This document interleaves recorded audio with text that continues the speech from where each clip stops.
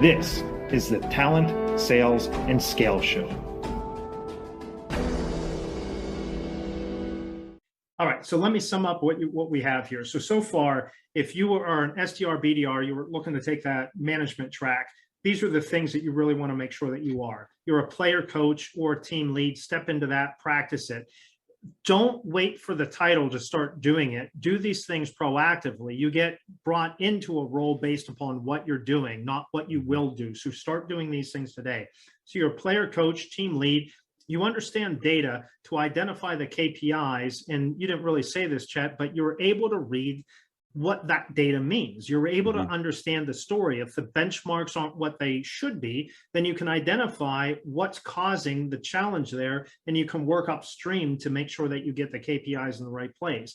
You've also talked about being self-responsible, right? Not an excuse maker, taking responsibility, problem solving, which is part of that self-responsibility, being process oriented, like what this young lady did, process oriented, where you find the breakdown in the process and you tweak and experiment, which goes back to your problem solving. You have excellent time management, and you're a power user or get certification on all the tools that you have. You shouldn't have somebody that needs to handhold you, which goes back to your self-responsibility. Make sure that you're a power user on all of those tools. And lastly, likely most importantly, which goes back to self-responsibility again, keep your commitments. If you say you're going to do something, then bloody well do it. So that seems to kind of sum up everything that you were talking about there, right? Yeah. And you just read off a laundry list of things that every SDR listening to is probably like, oh my God, that's a lot. And that brings us right back to just like a theme paper, right? In college, we're going right back to the first line of the sentence. Work is serious, right? Yeah. Work is serious. You have to take it serious. And that's the thing where, if you're like, oh, I could have my boss's job, or why can't I get promoted? If you're not checking the box on that laundry list, if you're not following in with these things, you don't deserve it. And you have to do those things to deserve it. And the cool thing is those are character traits. For the most part, all of those are character traits. So you can work on that with the exception of maybe coaching and mentoring, with the exception of maybe understanding your KPIs. Most of this is really just, are you curious? That's problem solving. You ask questions, that's problem solving. Most of these are just character traits. Okay, so that's on the character trait side. Now you talked about on the people side, you brought that up a couple of different times. What are the people skills that you would suggest this person to be able to have? So, I mean, I think they're the same. It's the same thing that you're doing with your prospects, right? You're getting people to move. That's what sales is. A sale is an equal exchange of information, right? Yeah. Thank you, Daniel Pink. Thanks, Dan. It's, sales is just getting people to move. It's people movement. You're getting people to part with a resource you're getting people to part with a resource that they have little of, with the promise that they're going to be better off in the long run.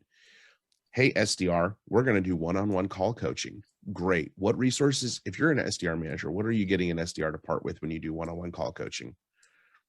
They might have anxiety about sitting in a room with you, listening to a cold call together. So you're asking them to part with some of that psyche, whatever you want to call it, whatever that currency is, that mental currency. You're asking them to part with time. So you're taking time away from their job. You're asking them to part with their hubris a little bit, right? We're going to break it down a little bit. You need to be open to feedback. I'm not going to give you feedback for feedback's sake, but I'm going to call this out as someone who's done this job before and done it good. Not great, right? We don't need great, as long as we are good at it. Those are some things that you're asking someone to part with the reward of, you're going to go increase your conversion rate, or you're going to go, if we're talking about activity in your process, you're going to increase how much activity you can put in and your potential engagement rate and how many connects you're getting. Back to the data, right? Which, to your point, actually, there is a character trait about learning, reporting, and data, and it's being open to feedback and seeking that out, right? Bryan, show me how to measure my connect rate and what it means. Show me what my conversion rate means. Show me how I can go, if I had 100 prospects into sequence and book 10 meetings, this is my rate and this is what it should be and what that benchmark should be. Go seek that information out. But really, in that people management, it's the same thing as selling. It's the same thing as selling to prospects. It's just you're selling it to SDRs now, or AEs, or other frontline managers, depending on your title. If you're a second line manager, right? You're just asking people to part with resources and trying to get them to move. It's just people movement. Yeah, and that's a brilliance, right? Sales management, sales leadership. It's the same as teaching. Teaching is getting somebody to change their behavior. That's how you know knowledge is transferred, because they've changed their behavior. And we have to be the best leaders because we're getting people to change their behaviors. Whenever we're in sales, we don't have any power influence. We can't use our title on them. Hey, I'm a salesperson, so do this. That's not going to work. So you have to lead through influence. And if you're able to do that in sales effectively, then you should be an awesome sales leader. If you can do what Chet was saying, get rid of your ego, because one of the biggest things that's going to prevent you from being a good leader is an ego, because these are not direct reports, they're direct supports. Your job goes from being the leader, being the best, to being the biggest supporter and making a whole team of better people than what you ever were. And if you can do that, the leadership at its essence is where people don't need you anymore because you've led them so well, they don't need you. And when you've done that, they'll want you even more than they ever wanted before. So that's the essence of a good manager or leader. Well, that's at least my viewpoint. I don't know if you'd agree with that or hate that idea, Chet.